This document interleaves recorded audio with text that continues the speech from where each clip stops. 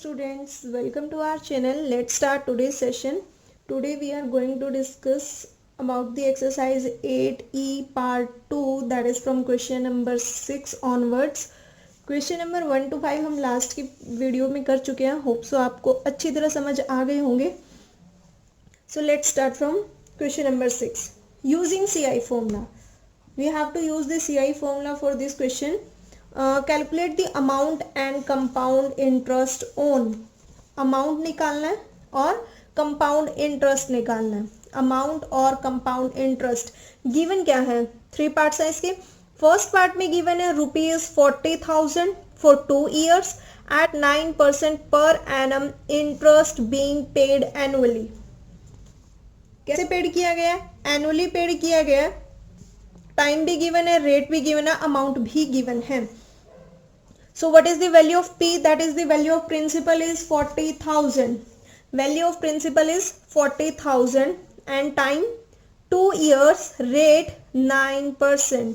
तो बहुत इजी है, बहुत. अगर आपने 5th क्वेश्चन तक देखी है वीडियो तो बहुत इजी है. Question number 6 first part, that is A part. तो क्या गिवन है हमें इसमें? Principal, value of principal P is equal to ₹40,000. P is equal to ₹40,000. Time को N से डिनोट कर रहे हैं क्योंकि आपकी बुक में N से डिनोट किया गया है. और रेट कितना है? 9%.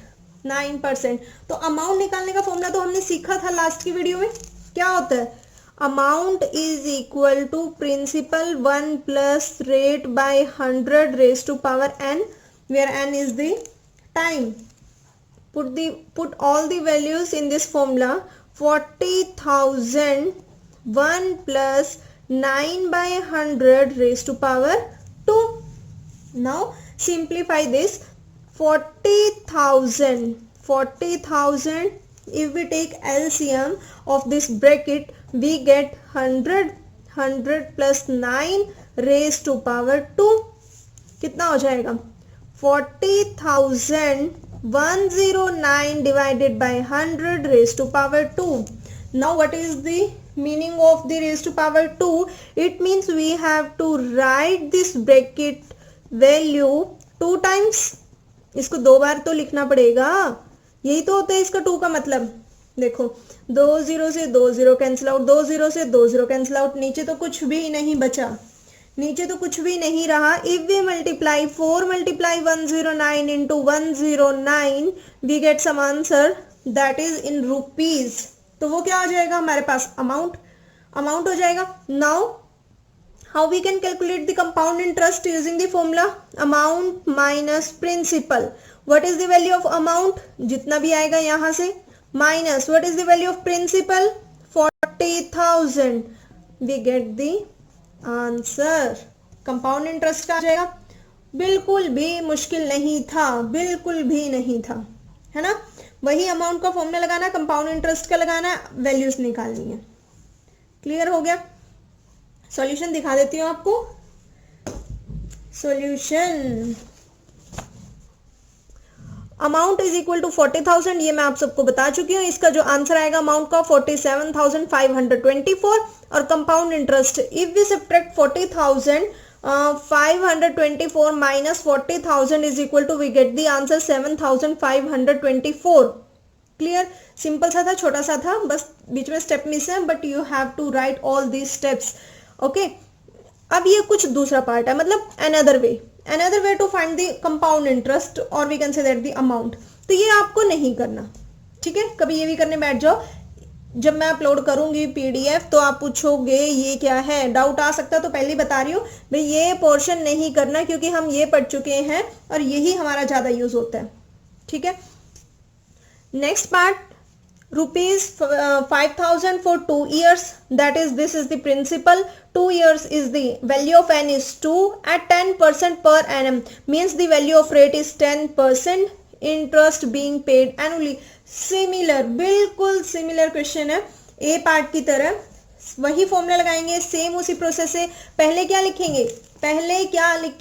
पहले principal, then time, then rate, then formula to calculate the amount, formula लिखेंगे क्या कैलकुलेट करने के लिए, अमाउंट कैलकुलेट करने के लिए. Now put all this values in this formula and we get the answer.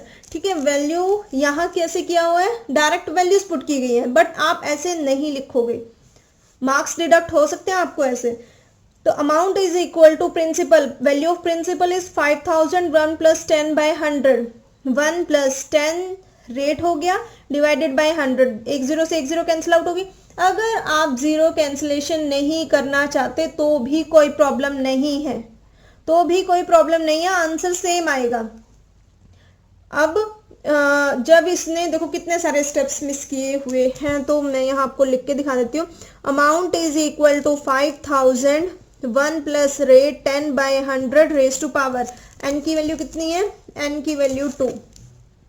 ठीक है, अगर मैं यहाँ इसको सब्ट्रैक्ट नहीं करती, इसका मतलब क्या आएगा, 100 + 10 divided by 100 raise to power 2, 5110 / 100 raise to power 2. 2 का मतलब क्या है, पावर 2 है, जो भी ब्रैकेट के अंदर है वो 2 टाइम्स मल्टीप्लाई करना पड़ेगा, 110 / 100, यही आएगा ना. देखो 1 2 3, 1 2 3, एक जीरो से ऊपर वाली जीरो कट गई, क्या रह गया, 5 × 110 × 11, यही रह गया, यही रह गया. इसका आंसर निकाल के देखना. और इन्होंने जैसे यहाँ पहले कैंसिल आउट कर दिया तो भी 6050 आंसर आ रहा है. अगर हम कैंसिल आउट नहीं करते तो भी हमारा आंसर कितना आएगा, 6050 ही आएगा. देन अमाउंट तो निकल गया, कंपाउंड इंटरेस्ट भी तो निकालना है. Compound interest, amount minus principal, value of amount is 6050 and value of the principal is 5000, which is given in the question. If we subtract both these values we get the final answer 1050.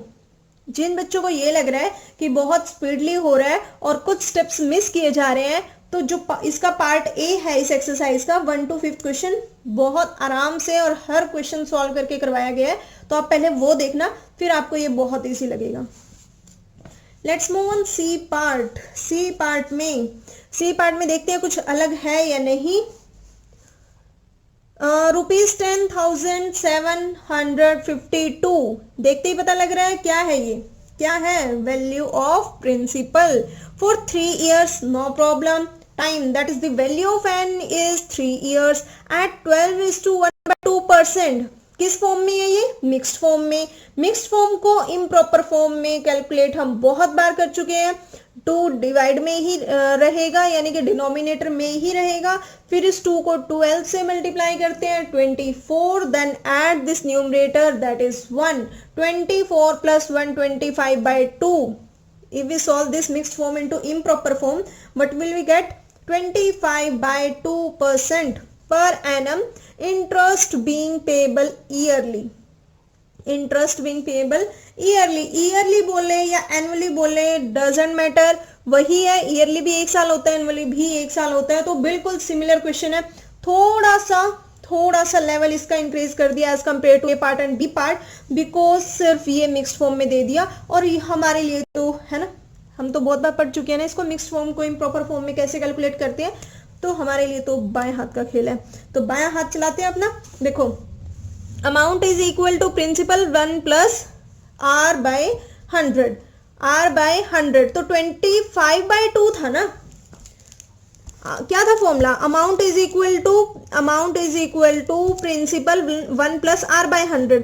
Amount is equal to principal, चलो जो भी value है 1 + 25/2 था ना. 2 × 100 ऐसे लिखेंगे raise to power 3, ऐसे ही तो लिखेंगे. प्रिंसिपल की वैल्यू भी पुट करेंगे, प्रिंसिपल की वैल्यू भी पुट करेंगे, कितनी 10752. यहाँ प्रिंसिपल की वैल्यू पुट करनी है. मैं आपको क्या बताना चाहती हूँ कि इसको लिखेंगे कैसे, 25/2 × 100 आएगा कभी, और इसके नीचे 100 लिखो, फिर वो नेक्स्ट स्टेप एक और बढ़ के यही 100 आएगा, तो कितना हो जाएगा 25/200. समझ आ रहा है ना कैसे होगा, समझ आ रहा है. जिसको नहीं आ रहा देखो 25/2 यानी कि रेट बाय 100 लिखते हैं, क्या लिखते हैं, रेट बाय 100 यही लिखते हैं. अब हमें पता है अगर फ्रैक्शन बाय फ्रैक्शन आ जाए, it means 25/2 this is 1 fraction, और इसके नीचे कुछ भी नहीं है तो 1 हम अपनी मर्जी से लगा सकते हैं। तो फ्रैक्शन डिवाइड बाय फ्रैक्शन अगर हमारे पास आ जाता है तो उसे कैसे सॉल्व करते हैं, ऊपर वाले को तो ऐसे ही लिखते हैं, नीचे वाला रेसिप्रोकल हो जाता है, रेसिप्रोकल हो जाता है ना। तो यही तो लिखा हुआ है 25 इंटू 1 25, 2 इंटू 100 200। तो इतना क्या करना भाई, तो 25/2 इंटू 100, बहुत सिंपल सी बात थी। तो उसके बाद अमाउंट के फॉर्मूले में हमने वैल्यू पुट कर ली, पुट करने के बाद इसको सॉल्व किया तो आंसर आ गया 15309। Now calculate the compound interest. Compound interest is equal to, first you have to write the formula. I am repeating again and again. Compound interest is equal to amount minus principal. Value of amount is 15,309 and the value of principal is 10,752. इन दोनों को subtract करेंगे, answer आ जाएगा 4,557. Clear?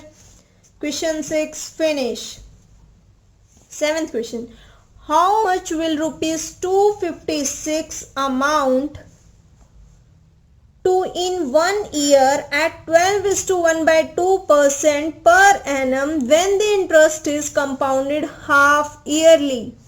Half yearly का question हम पहले भी कर चुके हैं इन दी 4th क्वेश्चन हाफ ईयरली, और हाफ ईयरली का क्वेश्चन पेपर में आता है भाई, बहुत इंपॉर्टेंट है हाफ ईयरली का कंसेप्ट, क्योंकि हाफ ईयरली में चेंज होता है। हाफ ईयरली में जिसने इस एक्सरसाइज का पार्ट 1 देखा है तो उसे बहुत अच्छी तरह पता होगा हाफ ईयरली में हम क्या चेंज करते हैं। क्या प्रिंसिपल पर कोई इफेक्ट पड़ता है? क्या प्रिंसिपल पर कोई इफेक्ट पड़ता है? नो, प्रिंसिपल पर कोई इफेक्ट नहीं पड़ता।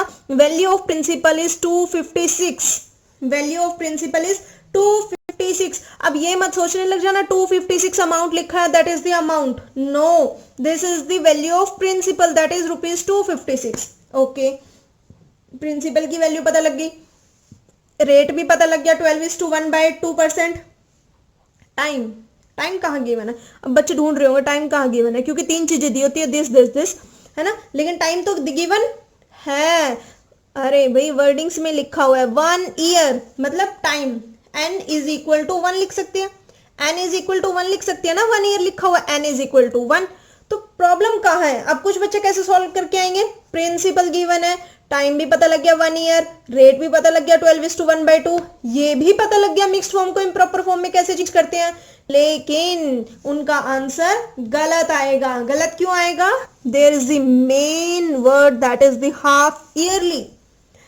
हाफ ईयरली के लिए क्या करते हैं, टाइम भी चेंज हो जाता है, रेट भी चेंज हो जाता है और प्रिंसिपल पर कोई इफेक्ट नहीं पड़ता।